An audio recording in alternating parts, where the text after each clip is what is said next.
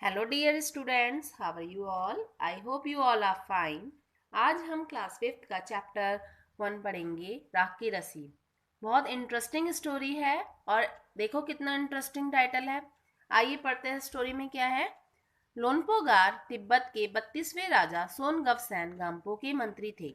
वे अपनी चालाकी और हाजिर जवाबी के लिए दूर दूर तक मशहूर थे। कोई उनके सामने टिकता न था। चैन से जिंदगी चल रही थी, मगर जब से उनका बेटा बड़ा हुआ था उनके लिए चिंता का विषय बना हुआ था। कारण यह था कि वह बहुत भोला था। होशियारी उसे छूकर भी नहीं गई थी। लुनपोगार ने सोचा, मेरा बेटा बहुत सीधा साधा है, मेरे बाद इसका काम कैसे चलेगा। वो लोनपोगार का जो बेटा था वो जस्ट उनके अपोजिट था। जहां लोनपोगार बहुत चालाक थे, हर बात हर सवाल का उनके पास जवाब होता था, वो अपोजिट था, यानी कि वो बहुत भोला था। बिल्कुल भी उसे होशियारी का कुछ नहीं पता था, बिल्कुल सीधा सा था। ठीक है।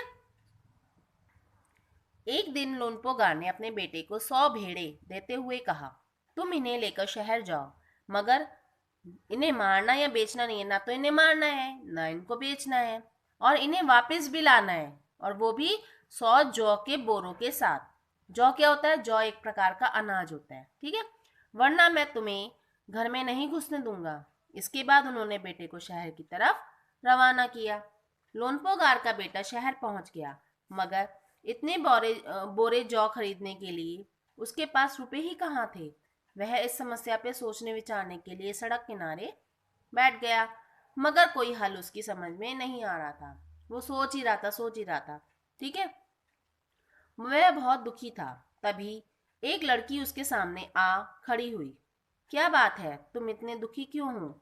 लोनपोगार के बेटे ने अपना हाल कह सुनाया। इसमें इतना दुखी होने की कोई बात नहीं, मैं इसका हल निकाल देती हूँ। इतना कहकर लड़की ने भेड़ों के बाल उतारे और उन्हें बाजार में बेच दिया। जो रुपए मिले उनसे जौ के 100 बोरे खरीद के उसे घर वापस भेज दिया।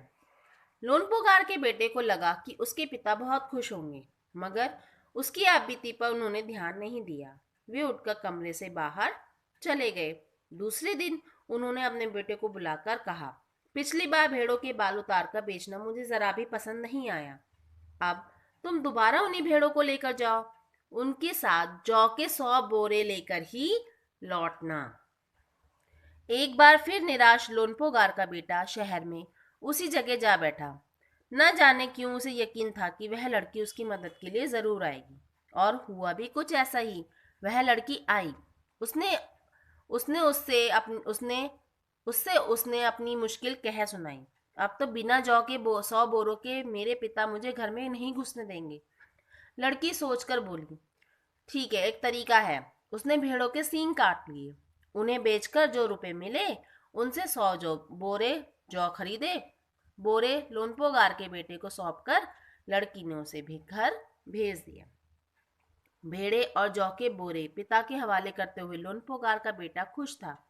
उसने विजयी भाव से सारी कहानी कह सुनाई। सुनकर लोनपोगार बोले, उस लड़की से कहो हमें 9 हाथ लंबी राख की रस्सी बनाकर दे। अब ये पॉसिबल है? बताइए आप, राख की रस्सी हो सकती है? उसके उनके बेटे ने लड़की के पास जाकर पिता का संदेश दोहरा दिया। लड़की ने एक शर्त रखी, मैं रस्सी बना तो दूंगी, मगर तुम्हारे पिता को वह गले में पहननी होगी। लोनपोगार ने सोचा, ऐसी रस्सी बनाना ही असंभव है, राख की रस्सी बन सकती है। इसलिए लड़की की शर्त उन्होंने मंजूर कर ली। अगले दिन लड़की ने 9 हाथ लंबी रस्सी ली, उसे पत्थर के सिल पर रखा और जला दिया। रस्सी जल गई, मगर रस्सी के आकार की राख बच गई। इसे वह सिल समेत लोनपोगार के पास ले गई और उसे पहनने के लिए कहा। अब उसने राख की रस्सी बना दी। कितनी इंटेलिजेंट थी ना वो लड़की, है ना। लोनपोगार रस्सी देखकर चकित रह गए। वे जानते थे कि राख की रस्सी को गले में पहनना तो दूर, उठाना भी मुश्किल है। हाथ लगाते ही वह टूट जाएगी। लड़की की समझदारी के सामने उनकी अपनी चालाकी धरी रह गई। बिना वक्त गंवाए लोनपोगार ने अपने बेटे की शादी का प्रस्ताव लड़की के सामने रख दिया। धूमधाम से उन दोनों की शादी हो गई। तो कैसी लगी आपको स्टोरी? आई होप आपने एंजॉय किया होगा इसको। इसको आप रीड करना and stay home, stay safe. Okay, bye.